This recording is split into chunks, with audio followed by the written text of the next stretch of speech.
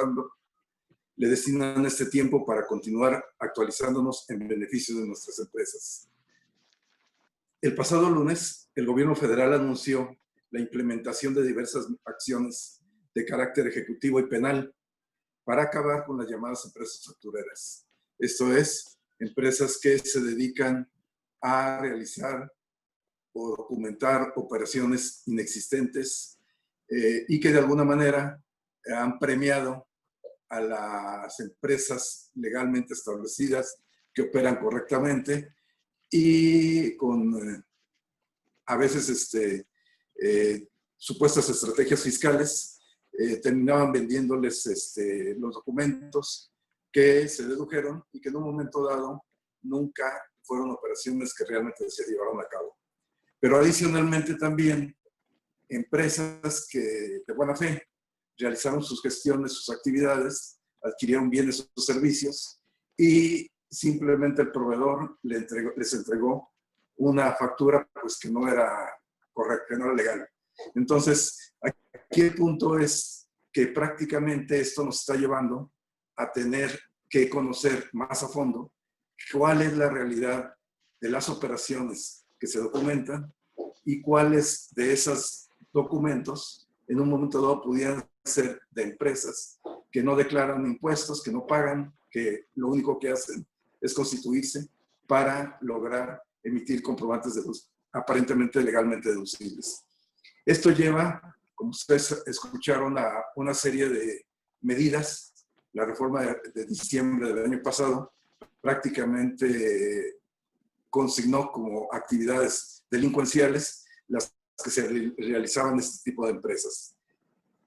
Dada la importancia que tiene y que en un momento dado nuestras empresas pudieran tener comprobantes de ese tipo, aún sin saberlo, es necesario conocer el marco legal sobre el cual se está llevando a cabo esta actividad y cómo la legislación busca evitar que esto siga proliferando y que las empresas que de alguna manera tuvieron este desafortunado acto, pues puedan regularizarse.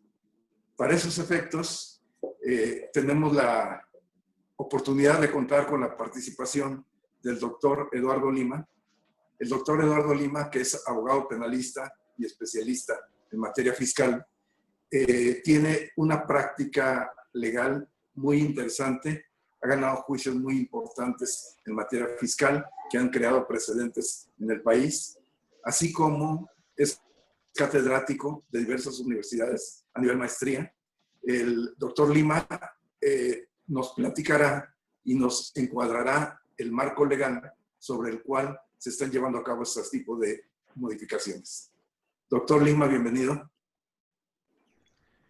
Muy buenos días, licenciado Pedro, muy buenos días a todas las personas que nos acompañan el día de hoy. Brevemente expondré algunas ideas importantes respecto a la realidad penal fiscal que estamos viviendo en México en la actualidad.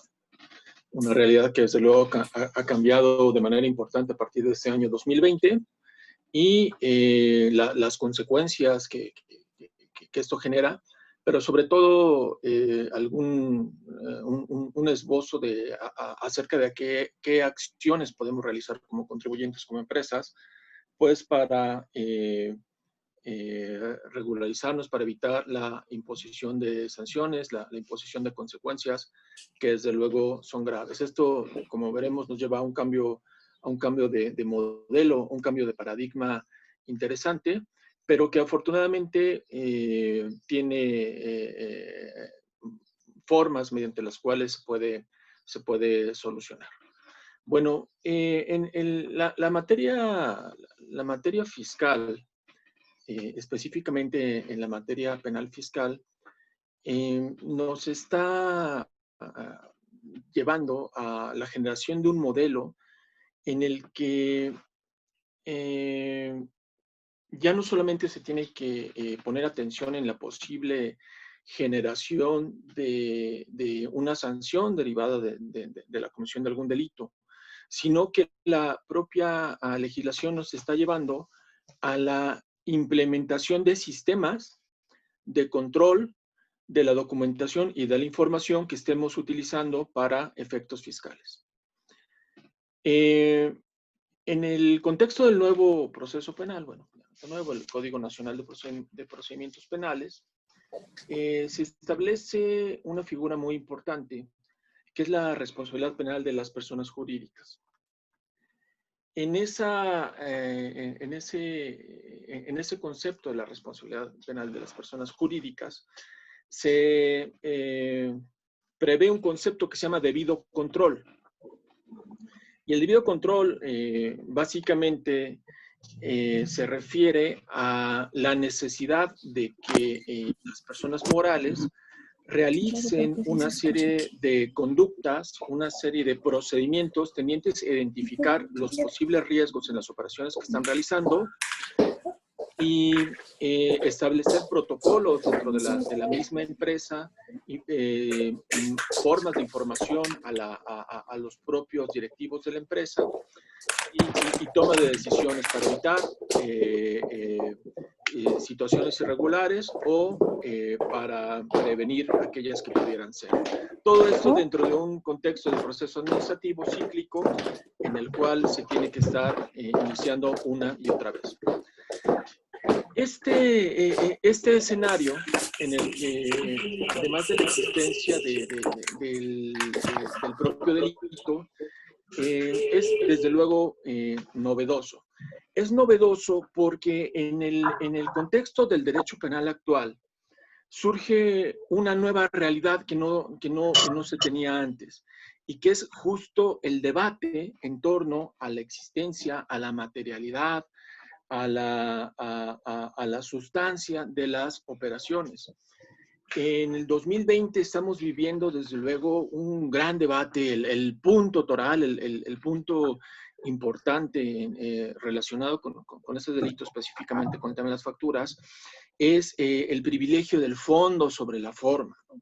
¿Qué es lo que realmente sucedió? ¿Qué es lo que realmente se está revelando, que está realizando el contribuyente? Más allá de lo que dice la autoridad, debate y hace su planteamiento respecto de lo que está sucediendo. Por eso encontramos una gran cantidad de referencias a el uso de facturas falsas en conductas como, por ejemplo, desde luego la expedición de facturas falsas en sí misma, pero también en conductas relacionadas, por ejemplo, con la retención de impuestos a trabajadores, también como en el caso del propio outsourcing, ¿no? Que si estuviéramos en un modelo tradicional en el cual privara el fondo, la forma sobre el fondo, pues no tendrían mucho problema para acreditarse, ¿no? Para sustentar que se cumplió la legalidad. Sin embargo, en el modelo actual, en el cual se privilegia el fondo sobre la forma, se pueden cuestionar la legalidad de todas estas actividades.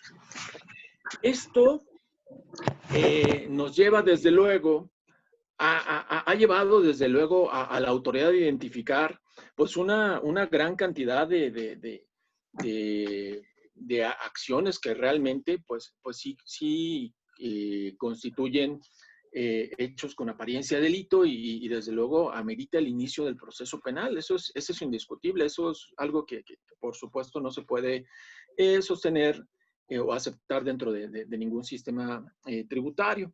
Pero también existe la posibilidad de que haya algunos casos en los que esta postura respecto del fondo sobre la forma en realidad constituya una afirmación por parte de la propia autoridad y probablemente, desde luego, el mismo contribuyente pues tenga otra visión al respecto. Entonces, a mí me queda claro que sí existirán conductas que indiscutiblemente pues podamos considerar con mayor grado de probabilidad como constitutivas de delito, pero también podrá haber casos en que en cuanto a diferencias de información, en cuanto a diferencias de la opinión por parte de la propia autoridad respecto de lo que considera el contribuyente, se pueda sugerir que estamos ante un hecho con apariencia de delito en una de las grandes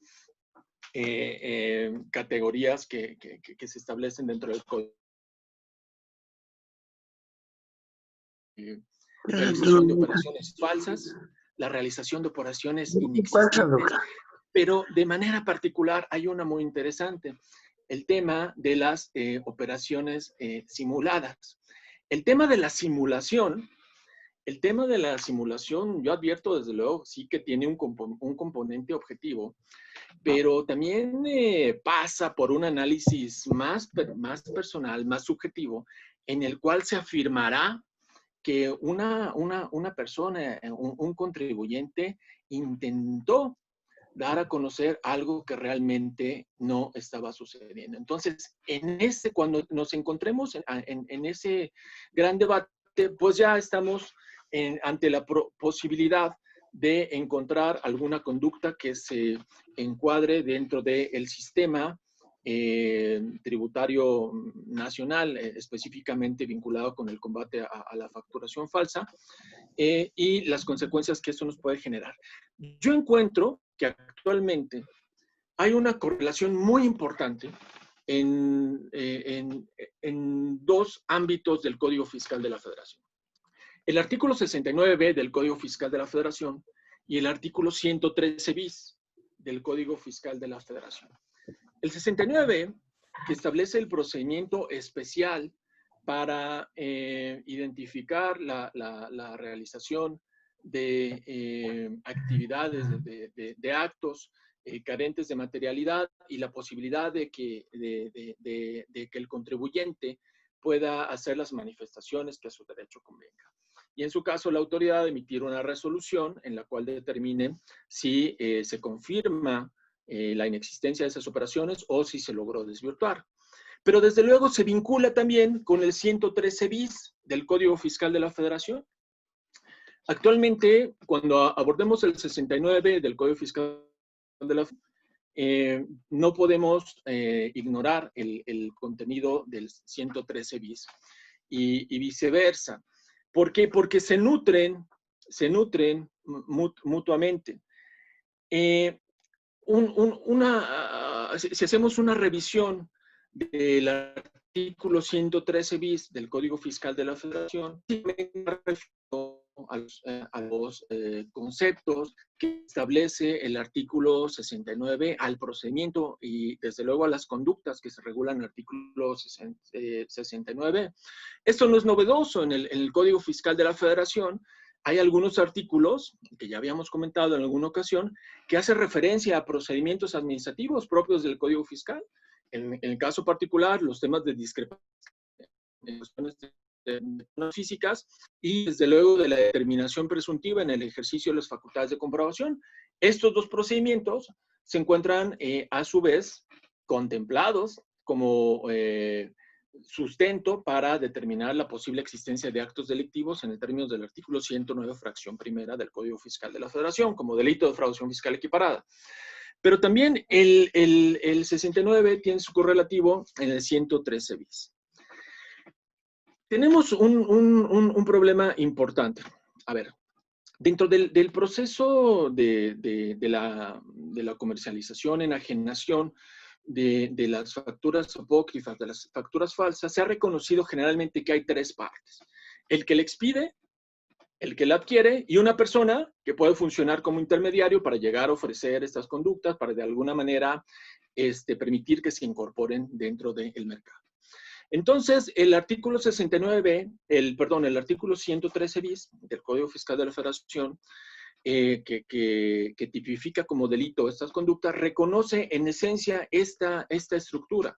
Sanciona desde luego a la persona que emite, a la persona que la adquiere y a la persona, sin que lo diga, que eventualmente funcionó como un intermediario para hacer llegar estos documentos. Ahora bien, hay un problema. ¿De qué manera se determina que una factura carece de materialidad? Si nosotros revisamos el Código Fiscal de la Federación, si nosotros revisamos algunas otras disposiciones como la ley del ICR o la ley del IVA, no encontraremos una serie de supuestos, una serie de incisos, por decirlo de alguna manera, en las cuales nos diga si no se tiene esto, desde luego podremos decir que la operación carece de materialidad. Entonces dependerá de cada caso en particular. Es una regulación, es una apreciación casuística. En cada caso se podrá determinar, pues revisamos desde luego el número de trabajadores que tenían, los activos que tenían, la facturación que tenía, y nosotros determinamos que pues desde luego no podía haber realizado estas operaciones o que son falsas o que desde luego se están simulando. Pero ante esta regulación casuística, al no existir dentro del código una regulación clara de en qué casos sí y en qué casos no se pudiera considerar que se está ante una de estas acciones, por una parte, no se dota de gran seguridad jurídica al gobernado para ello, y por la otra, pues entiendo también que sería difícil regular a todas ellas. Pero entonces, en esta apreciación respecto de la simulación o imposibilidad de generar algunas acciones, algunas conductas, algunas prestación de servicios con enajenación de bienes consignados dentro de la factura, nos encontramos en un debate en el cual seguramente la autoridad concluirá que estamos ante una operación simulada y el contribuyente tendrá que debatir, tendrá que dar las pruebas para demostrar que en realidad no se encuentra ante una operación simulada. Desde luego habrá casos en los que es clarísimo, es evidente que la empresa no tenía la posibilidad de llevar a cabo esas operaciones. Eso, desde luego. Pero hay otros casos en los que seguramente a partir de la interpretación de la situación de la empresa, a partir de la interpretación de los documentos que se presenten, se puede también llegar razonablemente a la conclusión de que el contribuyente, ya sea el que emitió la factura, básicamente el que emitió la factura, pues no tenía la posibilidad de haber realizado esas operaciones y desde luego el que la adquirió, pues tampoco demostrar que éstas se hubieran realizado. Pero en esa razonabilidad existe la posibilidad, desde luego, de debatir.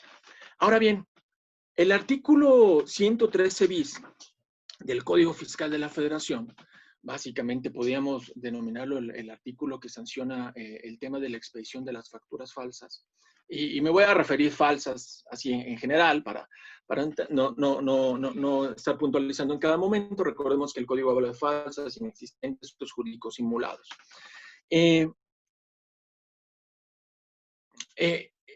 Nos establece que la autoridad fiscal podrá presentar una querella cuando advierta que se han estado realizando este tipo de casos. Justo por esa situación es que el licenciado Pedro Guillén nos comentaba de la información de la conferencia que dieron conjuntamente el Servicio de Administración Tributaria y la Procuraduría Fiscal de la Federación este lunes pasado, de la presentación de querellas. Es decir, el procedimiento establecido en el 69 y la determinación de la inexistencia de las operaciones de la emisión de las facturas falsas tiene su trascendencia en los dos ámbitos, en el ámbito administrativo y en el ámbito penal, y en este último, desde luego, se materializa a partir de la propia querella. Ahora bien, ¿de qué manera, y esto es muy importante, de qué manera nosotros como contribuyentes o alguna empresa como contribuyente podrá saber si la autoridad tiene conocimiento o afirma que se están realizando operaciones carentes de materialidad, operaciones simuladas? Hay varios supuestos. El primero, el ejercicio de la facultad de gestión prevista en el artículo 69, del procedimiento previsto en el artículo 69 del Código Fiscal de la Federación. Que, por ejemplo, en la conferencia del lunes se hizo una referencia importante a las listas publicadas de los contribuyentes que se encuentran ubicados en estas y, desde luego, los efectos jurídicos que eventualmente se pueden tener.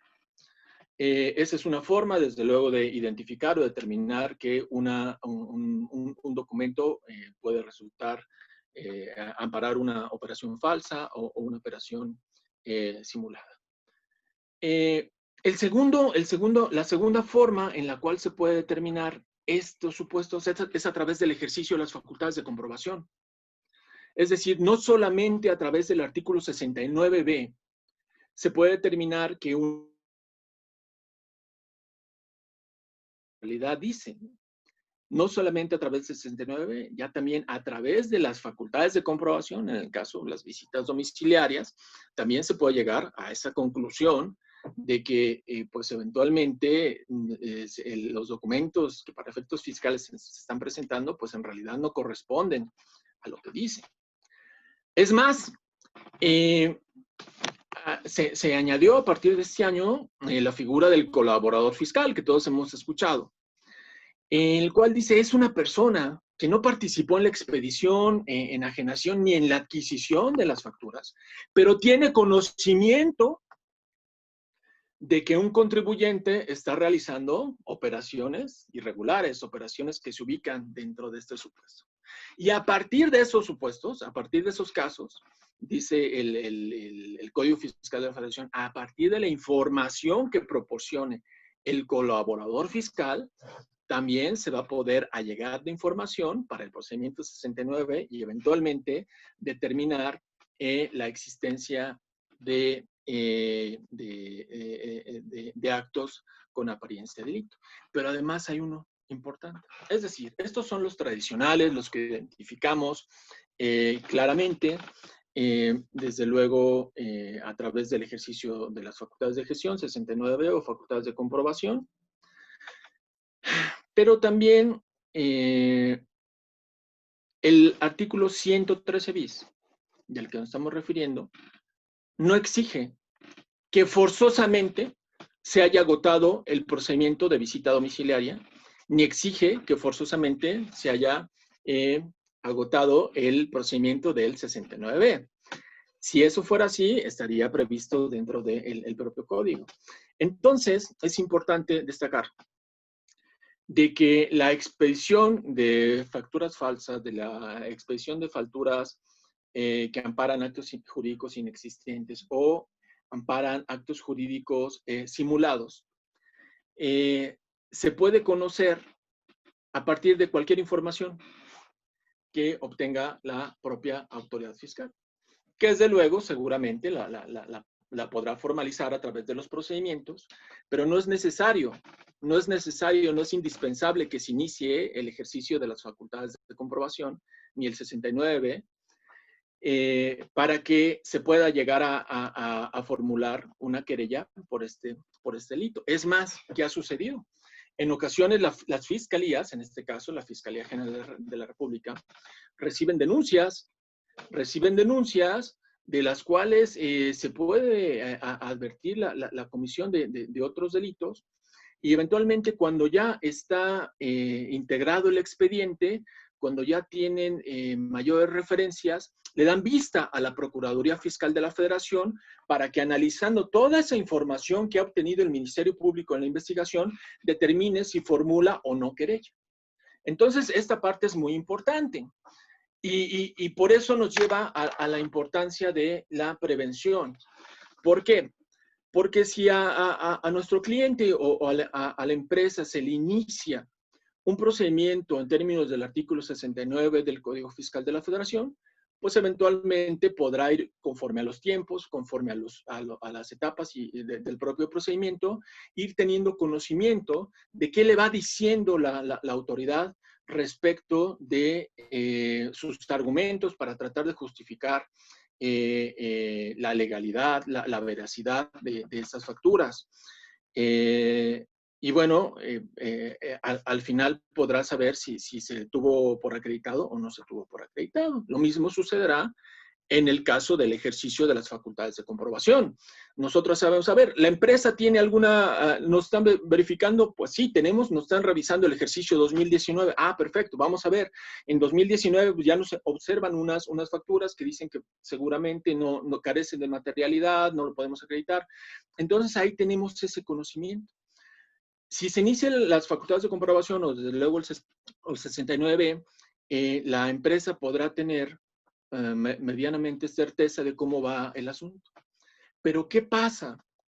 ¿Qué pasa si eventualmente se inicia ante la Fiscalía un procedimiento por un delito diverso, se continúa la investigación y hasta que ya está razonablemente sustentada, pues se le plantea al Ministerio Público, a la Procuraduría Fiscal de la Federación, que se pronuncie sobre si formula querella o no. ¿Y esto qué tiene de importancia? Pues esto tiene la trascendencia de que el contribuyente no se enterará de esos datos hasta, pues desde luego, que se encuentre formulada la querella. Es decir, en esta forma de investigar, pues no se requiere notificar al contribuyente del inicio del procedimiento, como sí lo tiene que hacer conforme al 69 o en la práctica de las visitas domiciliarias. ¿Por qué? ¿Y por qué sucederá esto? Pues simplemente porque encontramos en el Código Fiscal de la Federación una relación, una referencia de los delitos de defraudación fiscal y desde luego el tema del uso de facturas falsas con el delito de lavado de dinero. Entonces, para los delitos de defraudación fiscal, 108, 109 y 113 bis, pues sí se requerirá la querella por parte de la Secretaría de Hacienda y Crédito Público.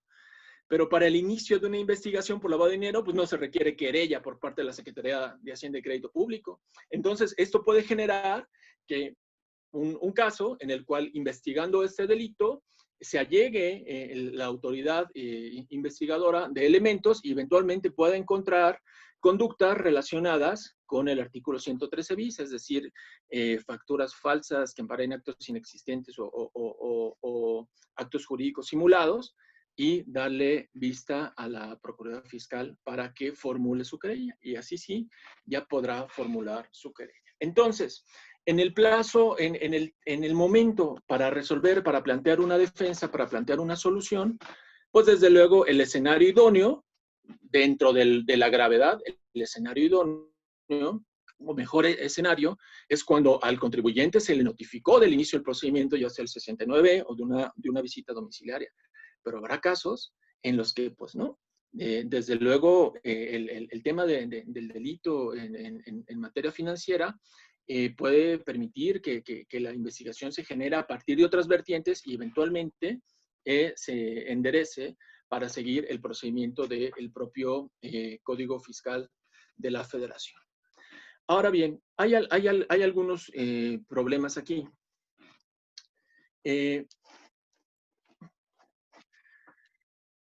El tema de la responsabilidad penal de las personas que, ya sea del contribuyente persona física o de los representantes de las empresas.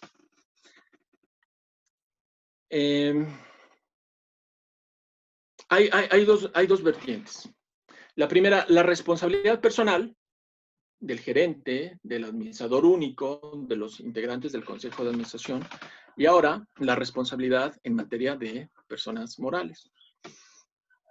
En el derecho penal tradicional mexicano, pues básicamente no se reconocía la existencia de responsabilidad penal de las personas morales. Entonces, en el caso de empresas en materia de defraudación fiscal, pues se imputaba a las personas que tenían los cargos de administración. En materia de responsabilidad penal de las personas morales, bueno, de los representantes de las personas morales, es posible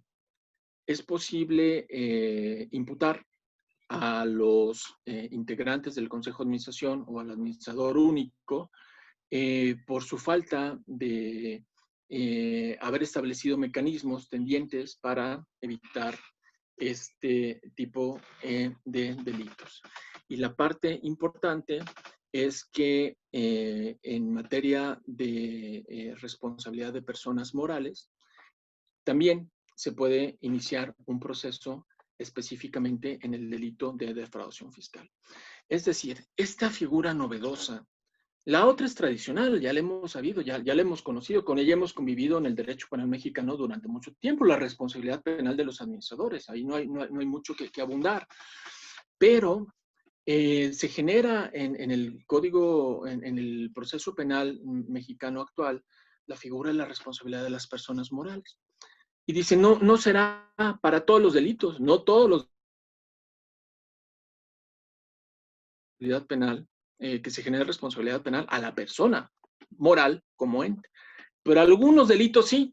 Y cuando revisamos el Código Penal Federal, nos encontramos que dentro de esos delitos se accionaron, bueno, de algunos delitos no, pero ¿qué creen? Para defraudación fiscal, previsto en el 108, para defraudación fiscal, previsto en el artículo 109, y para la hipótesis del artículo 113 bis del Código Fiscal de la Federación, sí puede haber responsabilidad de las personas morales. ¿Cuál es el problema?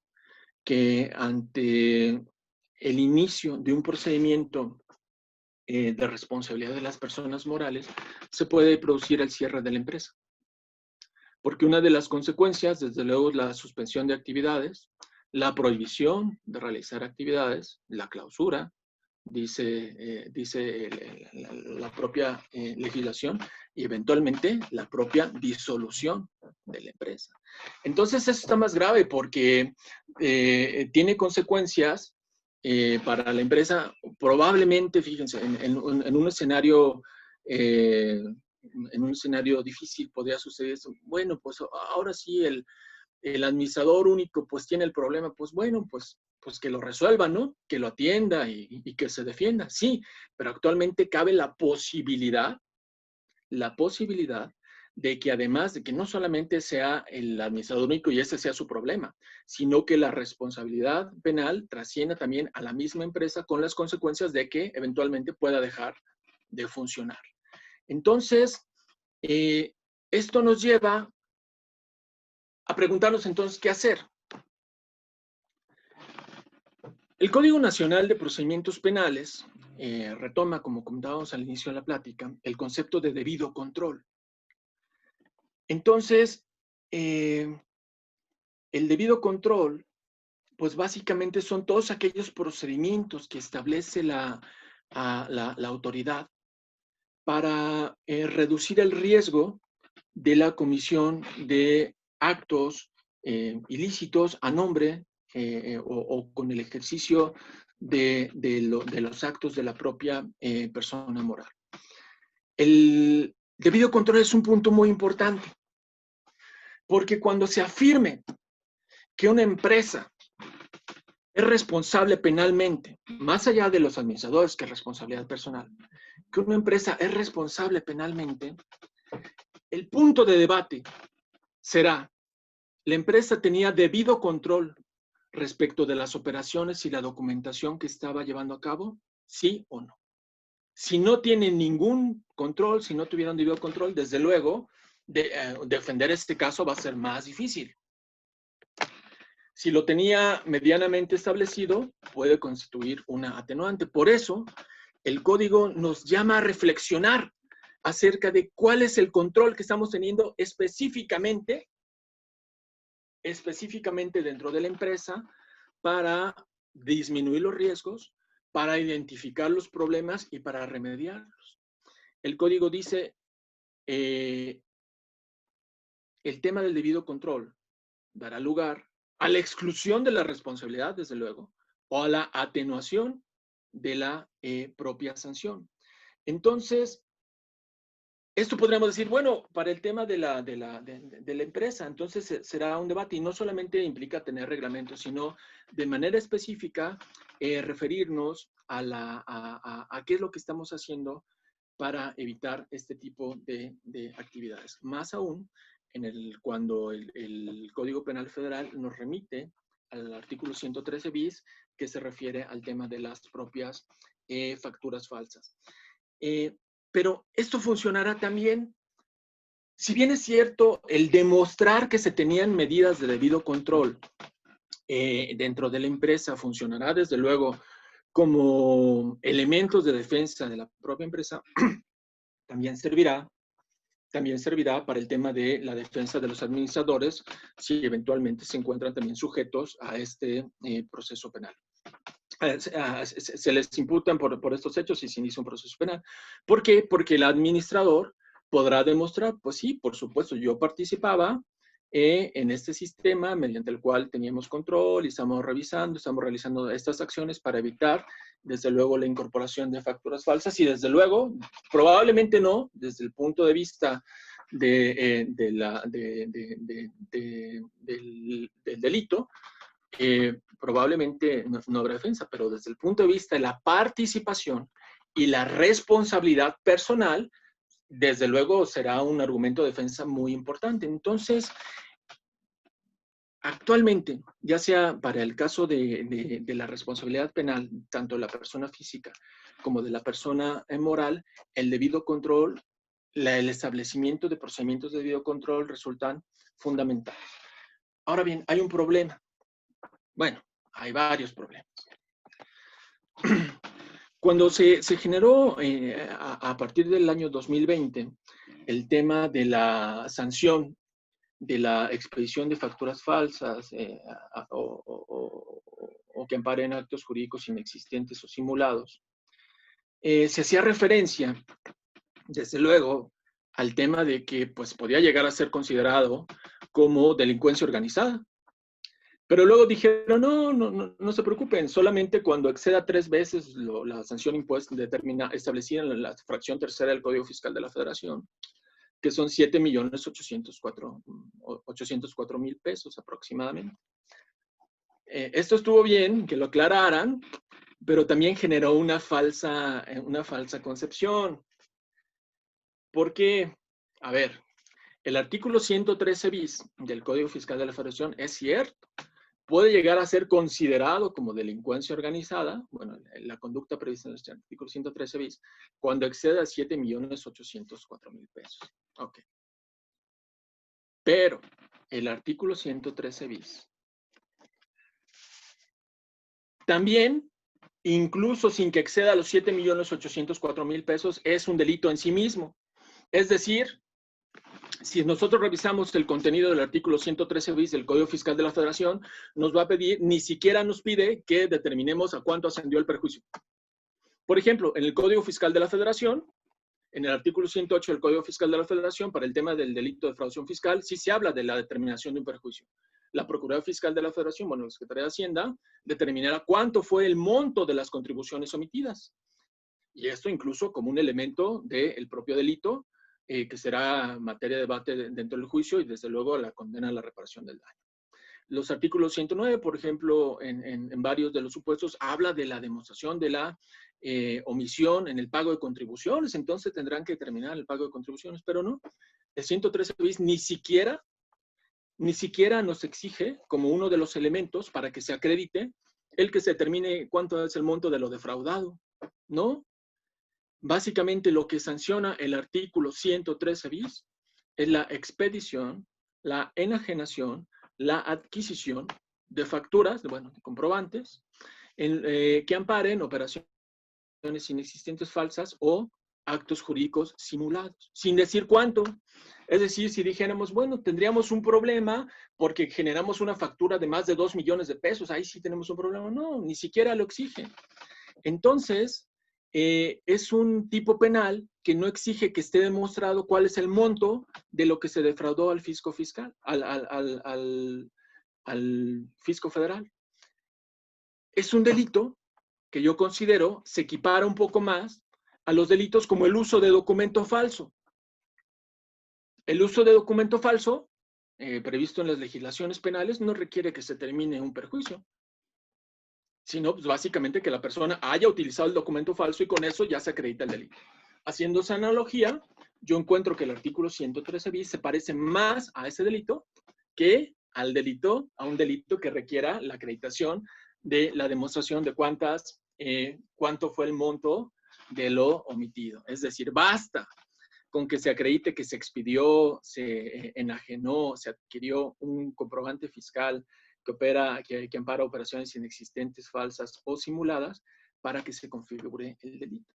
Entonces, La pregunta pudiera ser, en una hipótesis, si tenemos 10 comprobantes fiscales de a 10,000 pesos, que darían un monto de 100,000 pesos, se configuraría, bueno, y que amparen operaciones inexistentes, falsas, actos jurídicos simulados, ¿se configuraría el delito si son solamente 100,000 pesos? Pues sí, por supuesto que se configura, porque el monto de la contribución omitida es irrelevante para la acreditación de los elementos de este tipo penal. Entonces sí es muy importante, porque por una parte tenemos esta gran posibilidad, esta gran serie de consecuencias que se generan cuando a partir del uso de las facturas falsas se supera la cantidad de 7,800,000 pesos, porque ahí sí entran como delincuencia organizada y todas las sanciones que eventualmente le pueden derivar. Pero el tema de las facturas falsas ni siquiera tiene que superar ello. Basta con que se haya adquirido, enajenado o transmitido para que se configuren estos elementos del tipo penal. Ahora bien, hay otra pregunta también ahí muy interesante. ¿Bastará con que se emita una sola factura, un solo comprobante fiscal? ¿O se requiere a fuerzas 2 o más? El código dice comprobantes. Sin embargo, la materia fiscal en el tema de la interpretación, sobre todo en el tema de los tribunales, pues no es una materia en la cual precisamente prive la interpretación que se haga acerca de las posturas que fijan los propios contribuyentes. Y yo les voy a decir, haciendo referencia a otra resolución que algunos tribunales han tenido. Si yo les dijera, no, aquí dice comprobantes y es plural, entonces requeriremos al menos 2 facturas. Seguramente algún tribunal podrá decir, no, pues si bien es cierto, dice plural, en realidad, ¿qué pasa si tenemos una sola factura que amparó una gran simulación? ¿A poco por eso vamos a dejar de sancionar este tipo de conductas que son lesivas para la propia sociedad? Como lo que tiene que privar, desde luego, en el sistema penal administrativo, en el sistema fiscal administrativo y penal, es desde luego la eficiencia, la protección a la recaudación. Entonces, yo creo que podemos interpretar ese concepto a la luz de que basta una sola factura para que se acredite, se tenga por acreditados los elementos de este tipo penal. Entonces nosotros seguramente lo debatiremos, pero hasta el momento no hay por supuesto que no hay un pronunciamiento de la Corte en el cual diga si comprobantes significa necesariamente más o basta con uno. Porque recordemos que ya la propia Corte ha dicho, momento, una es la interpretación gramatical en la que aparentemente diga esto, o en la que diga esto no aparentemente. Sin embargo, como se trata de bienes jurídicos de gran relevancia, tenemos que privilegiar una interpretación sistémica. Y aun y cuando la literalidad de la oración sugiriera que debe interpretarse de una forma, para proteger debidamente otros elementos, otros bienes jurídicos, pues concluimos que dentro de esta redacción sí se pueden incluir supuestos que aun y cuando gramaticalmente pudieran no estar contenidos. Entonces, ese es un debate que desde luego está pendiente, pero el que les acabo de comentar es justo de una interpretación de un tema que se llevó de un debate de una ley fiscal y de la cual conoció el Pleno de la Suprema Corte de Justicia de la Nación, y la interpretación gramatical nos llevaba hacia un lado, pero a partir de la ponderación y del análisis de otros bienes jurídicos, la Corte dijo, bueno, pues sí, parece que la interpretación gramatical va para acá, pero no tenemos que perder de vista la importancia y la trascendencia de los bienes jurídicos que protege la norma. Entonces, hasta en tanto no haya un pronunciamiento, yo pudiera decir que podrá haber casos en los que se afirme que pues con una sola factura podemos estar dentro de este tipo penal. Y bueno, si no decimos, bueno, no, una factura no, bueno, dos facturas. ¿Y cuál es el monto? Pues ni siquiera se requiere un monto en particular porque el tipo penal no lo exige. Entonces, con una factura, 2 o 3, ya podemos estar en una pena de 2 a 9 años de prisión. De 2 a 9 años de prisión. Por eso, desde luego, pues en el foro algunas asociaciones han replanteado la necesidad de revisar esta forma en cómo el derecho penal está incidiendo para regular ciertas conductas.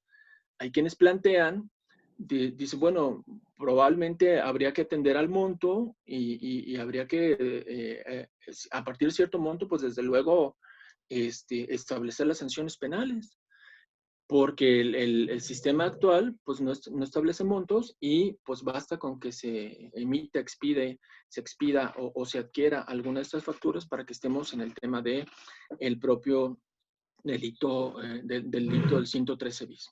Ahora bien, si bien es cierto, decir, oye, el monto no importa, bueno, pues importa porque la ley dice que cuando se exceda 3 veces lo dispuesto por el artículo 108, fracción tercera del Código Fiscal de la Federación, es decir, 7.800.000, se considerará como delincuencia organizada. Sí, pero ese no es elemento del tipo penal.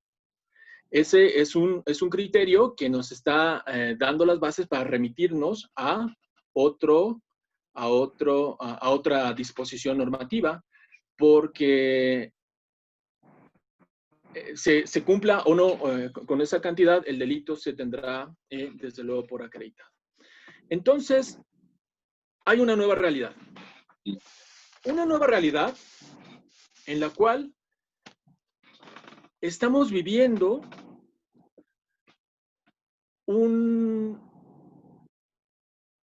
una emisión de criterios en las cuales se está privilegiando el fondo sobre la forma.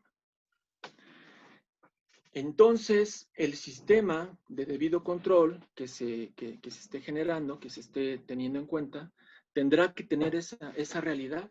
Ya no basta exhibir el contrato para que se tenga por acreditado un acto jurídico, sino tendrá que demostrar su sustancia. Y más aún, recordarán ustedes a finales del año pasado, la jurisprudencia de la Suprema Corte de Justicia de la Nación, donde nos dice que ahora todos los documentos que queramos utilizar para efectos fiscales tendrán que estar formalizados ante un notario público o inscrito en el registro público de la propiedad.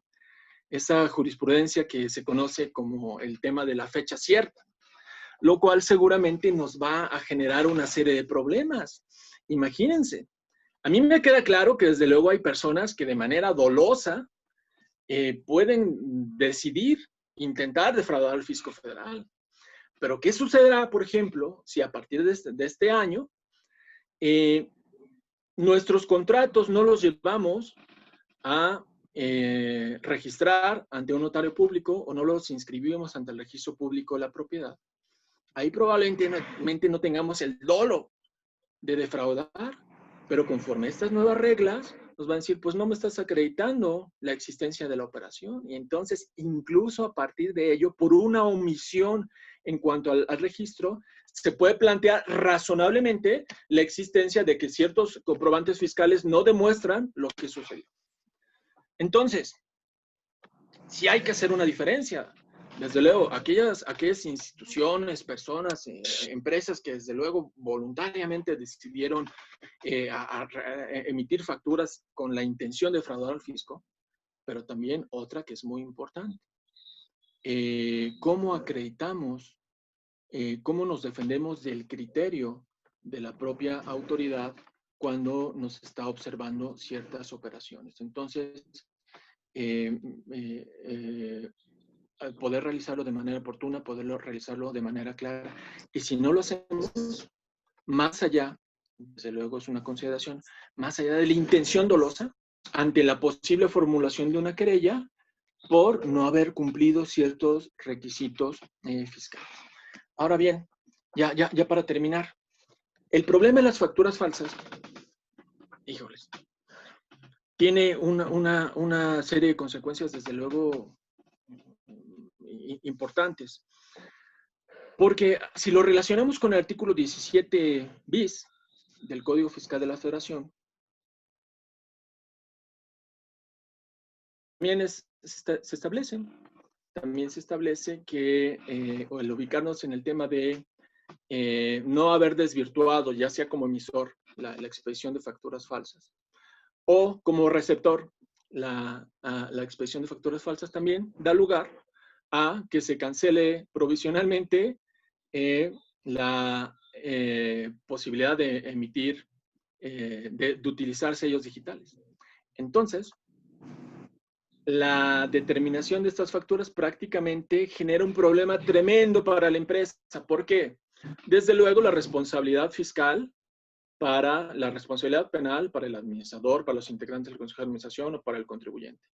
Desde luego, la posibilidad de que se inicien en esta nueva realidad procedimientos en contra de las personas morales, que puede llegar incluso a la suspensión de actividades de la propia empresa o incluso a su propia liquidación. Y tercero, desde luego, la cancelación de sellos digitales, que con eso pues ya prácticamente pues, la empresa está fuera, ¿no?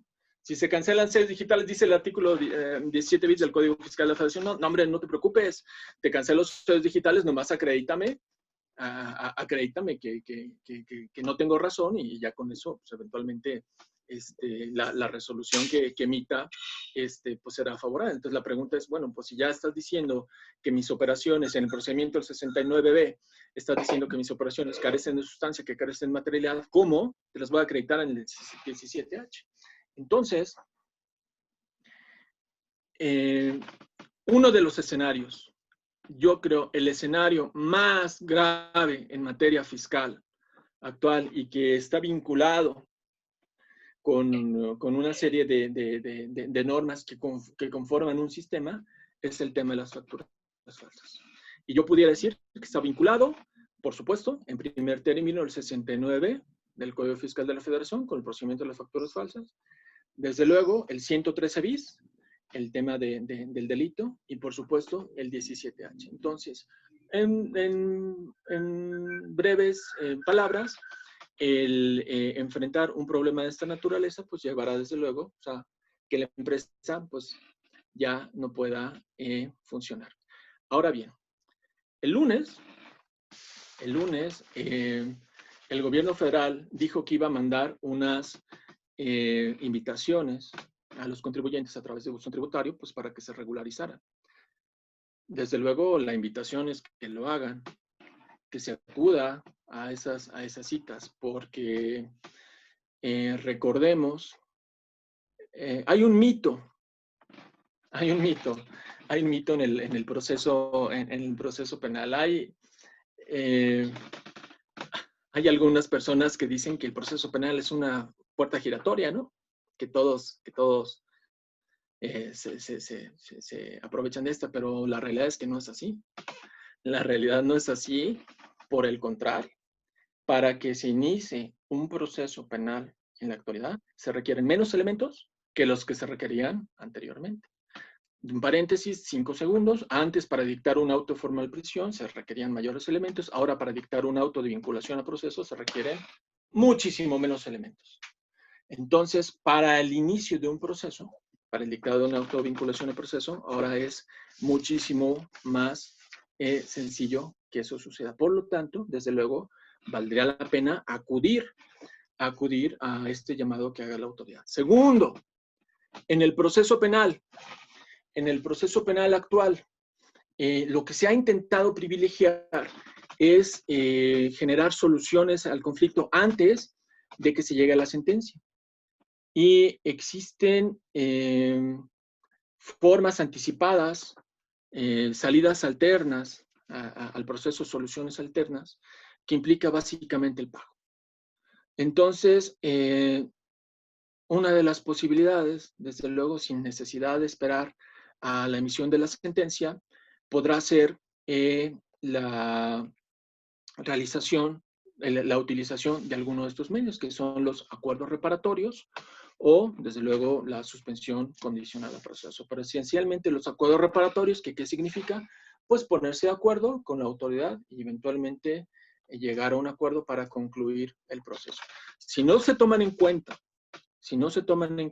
las invitaciones que está haciendo la propia autoridad para que se regularice, si eventualmente no se decide llegar a un acuerdo reparatorio, llegar a un acuerdo para pagar, seguramente el escenario en materia fiscal penal, será un escenario muy complicado para el propio contribuyente, ya sea persona física, ya sea persona moral, o desde luego la persona moral, con la nueva forma de responsabilidad penal de las empresas. Imagínense, hace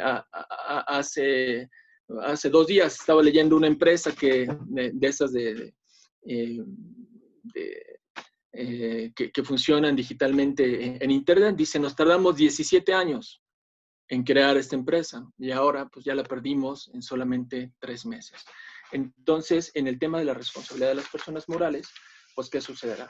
¿Cuántos años nos tardamos? ¿Cuántos años lleva la empresa? Y por un tema de facturas falsas, podemos llevar incluso a que se suspendan las actividades de la propia empresa. Por eso, en conclusión, primero, reconocer la nueva realidad en la cual estamos. Acreditar, desde luego, la necesidad de demostrar el fondo sobre la forma. Segundo, establecer procedimientos de debido control dentro de la empresa.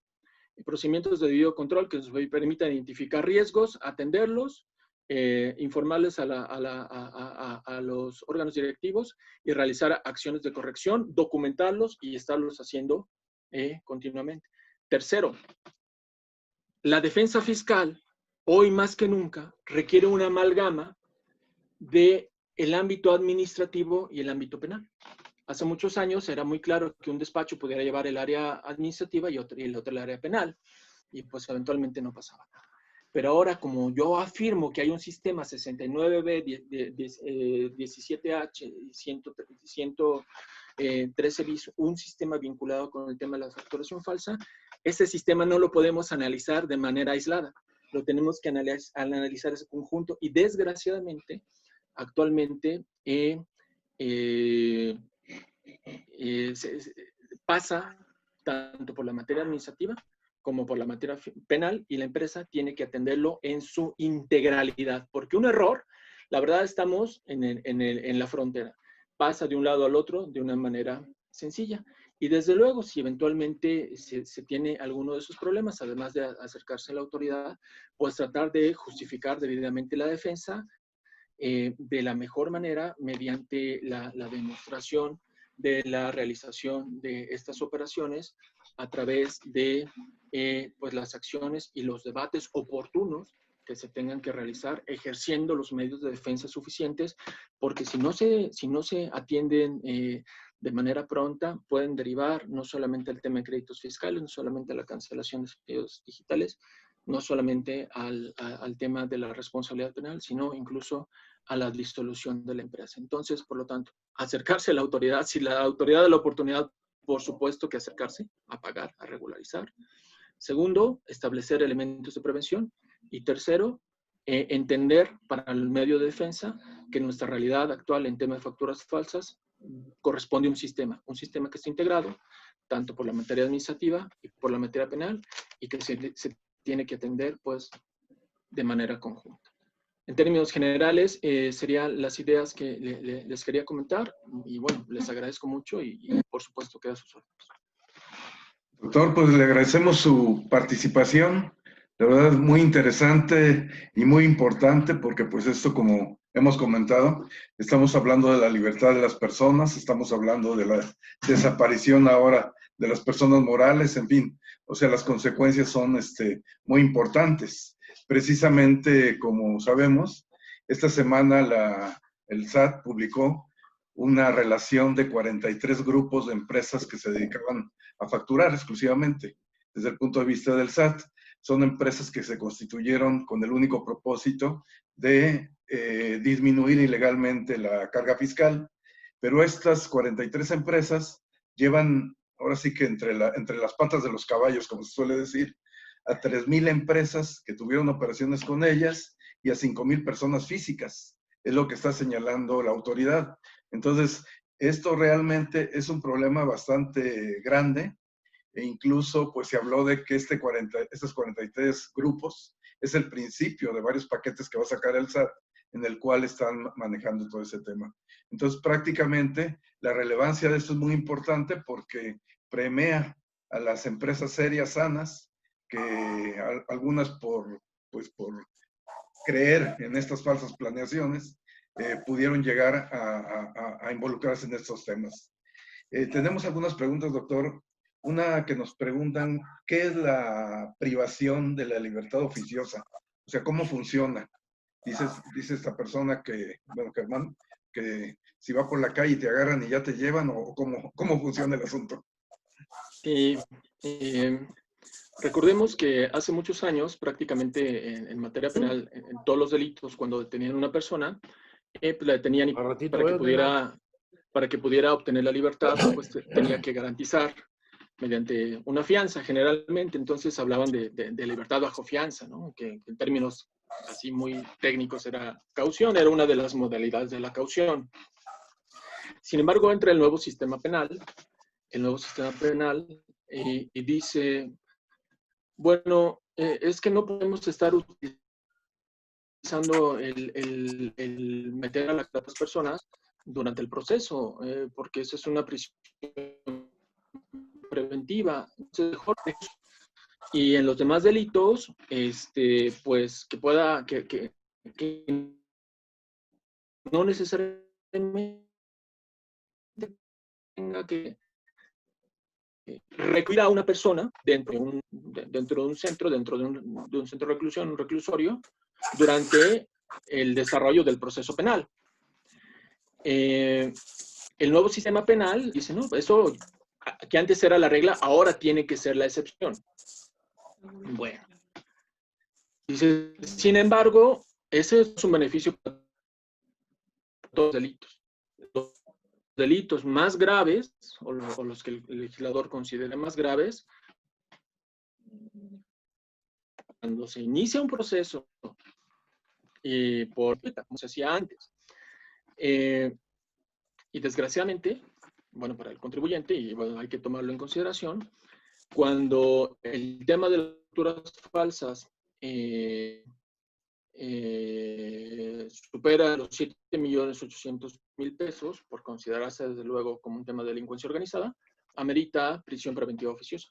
Es decir, si una persona o un grupo de personas, un contribuyente o unos integrantes de un consejo de administración, se les formula querella por el uso de facturas falsas por un monto mayor a 7.800.000 pesos, pues, y se inicia el proceso, necesariamente tendrán que estar recluidos durante todo el tiempo que dura el proceso, sin posibilidad de exhibir fianza para salir, sin posibilidad de pedir alguna otra medida cautelar para quedar en libertad. Entonces, ojo, uno de los puntos graves es ese, 7.804.000 pesos. Más allá de eso, la persona tiene que quedar todo el proceso adentro. Ahora, rapidísimo, hace muchos años se decía que estos juicios penales iban a ser más rápidos que porque los anteriores se llevaban muchos años y que ahora, pues la verdad es que no me crean a mí, chequen las estadísticas de cuánto están durando los procesos penales cuando se dicta sentencia y nos daremos cuenta que pues también llegan bastante tiempo.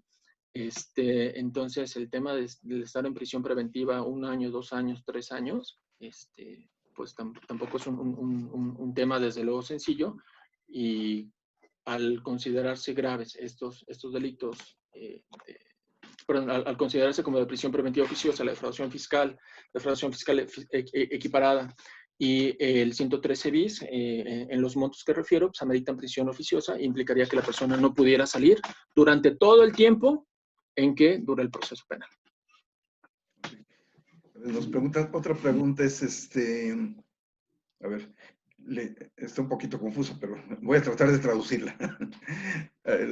Las empresas, un caso concreto, menciona aquí don Carlos Torres. Una empresa está operando con él normalmente, lleva años trabajando con él. Posteriormente sale publicada en el 69B como que también vende facturas. Entonces, aparentemente realizaba las dos actividades. Entonces, dice, oye, por el hecho de que ya se publicó en el 69B, ya no tengo defensa alguna, o si yo puedo demostrar que a mí sí me prestó los servicios, aunque por otro lado pues se portaba mal, ¿qué procedería? Sí, totalmente de acuerdo. Afortunadamente, fíjese, es una cuestión importante.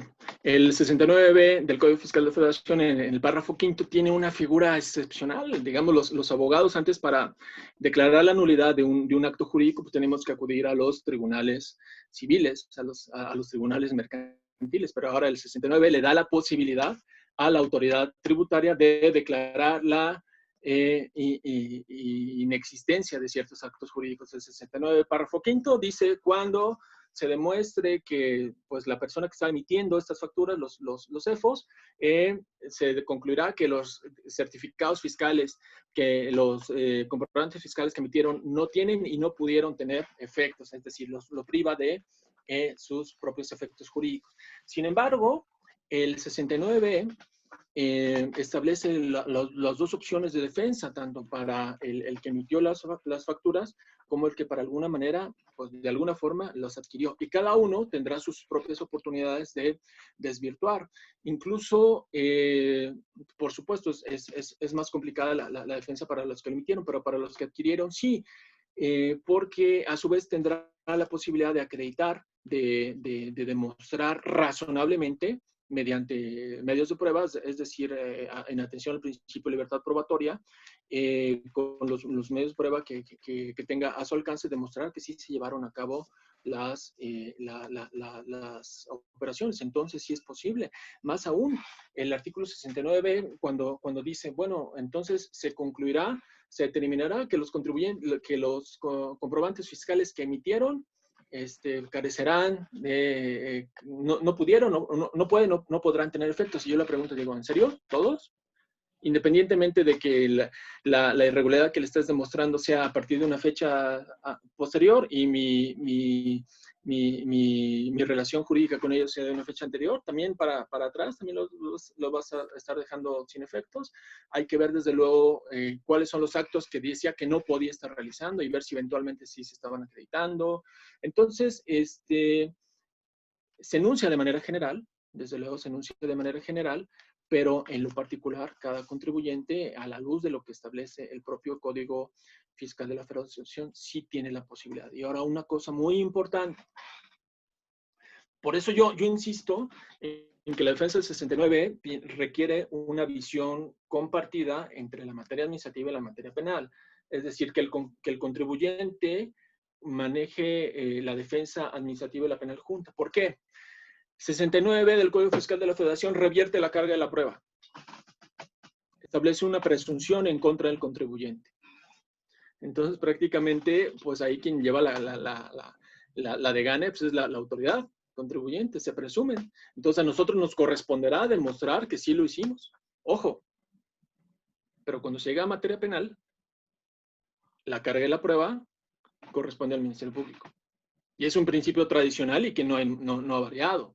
Entonces, seguramente, pues por supuesto, en la acusación, en materia penal, se apelará en muchas ocasiones, a la información obtenida durante los procedimientos tributarios, donde la carga de la prueba está invertida. Pero al llegar a materia penal hay que reconocer esa realidad y a partir de ello debatirlo, y a partir de ello ofrecer las pruebas y a partir de ello plantear nuestra defensa. Porque mientras en materia administrativa, en tema de facturas falsas, la carga de la prueba le corresponde al contribuyente, en materia penal, en materia de este tipo de delitos, la carga de la prueba, como en todos los demás, corresponde al propio Ministerio Público. Entonces, a partir de esa gran diferenciación, sí se puede plantear la defensa de manera particular, independientemente de que la otra persona haya quedado definitivamente publicada en las listas del 69. Perfecto, doctor. Pues le agradecemos mucho su participación, muy importante para nuestras empresas y para nosotros que somos asesores legales y fiscales, pues nos das una luz muy grande en cuanto a que tenemos que tomar medidas preventivas, como bien nos dijiste, los 3 aspectos que tenemos que cuidar. Y bueno, pues creo que todos estamos claros en que la situación ha cambiado, las leyes han cambiado, y en este momento pues tenemos que trabajar también en esta parte y con mucho cuidado porque las consecuencias ya vimos que son muy delicadas. Doctor Eduardo Lima, le agradecemos muchísimo su participación y a todos los que participaron y se unieron con nosotros en esta interesante conferencia. Les deseo que se cuiden porque estamos todavía a nivel nacional con el tema de la pandemia muy delicado, y aparte los temblores, y aparte las declaratorias de los factureros, en fin, estamos en una situación un poquito difícil, pero mientras nos ocupemos y trabajemos en llevar bien las cosas, yo creo que saldremos adelante como siempre ha salido este país adelante. Muchas gracias a todos por su participación. Les envío un abrazo. Gracias, doctor. Muchas gracias, Pedro, doctor. Felicidades, muy buena exposición. Gracias, buen día. Gracias, licenciado. Muchas gracias, Pedro. Que estén muy bien. Hasta luego. Que estén muy bien, Gonzalo García de APCO. Gracias, Gonzalo. Gusto saludarte. Muchas gracias. Igualmente. Hasta luego. Y sea bien, muchas gracias. Hasta luego, señor. Gracias. Hasta luego. Hasta luego. Nos vemos el próximo jueves. Claro, gracias. Gracias. Adiós.